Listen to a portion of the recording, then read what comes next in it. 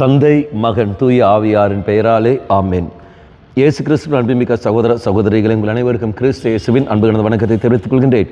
இந்த நற்செய்தி பாகமானது மார்க் நற்செய்தி 6ஆம் அதிகாரம் 30 முதல் 34 வரையில திருவாக்கியங்கள். குறிப்பாக 30வது வாக்கியம், திருத்தூதர்கள் இயேசுவிடம் வந்து கூடி தாங்கள் செய்தவை கற்பித்தவை எல்லாம் அவருக்கு தெரிவித்தார்கள். எவ்வாறு திருத்தூதர்கள் அன்று காலையில் அன்ற நாளில் எல்லா பணிகளும் முடித்த பிறகு ஒன்று இணைந்து கொண்டு அவர்கள் கூடி ஜெபிக்கிறார்களோ, அதேபோல் குடும்ப அங்கத்தினர்கள் நீங்களும் நானும் பல இடங்களில் நாம் செல்கின்றோம். சென்று விட்ட பிறகு மாலை வேளையில் வீடு திரும்பிக் கொண்டு நாமும் கூடி ஜெபிக்க வேண்டும். அதுதான் குடும்ப ஜெபம்.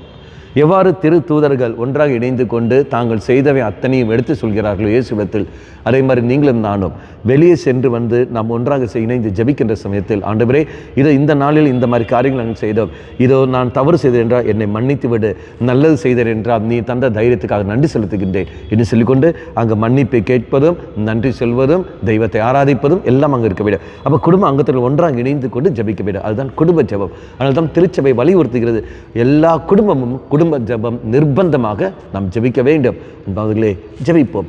குடும்ப ஜெபம் நாம் ஜெபிப்போம். அந்த குடும்ப ஜெபம் வழியாக பல நன்மைகள், பல சக்திகள் நம்மளுக்கு கிடைக்கும். இதை தெய்வத்துடைய உடனிருப்பு நம்மளால் அங்கே அனுபவிக்க முடியும். கண்களை மூடிக்கொள்வோம்.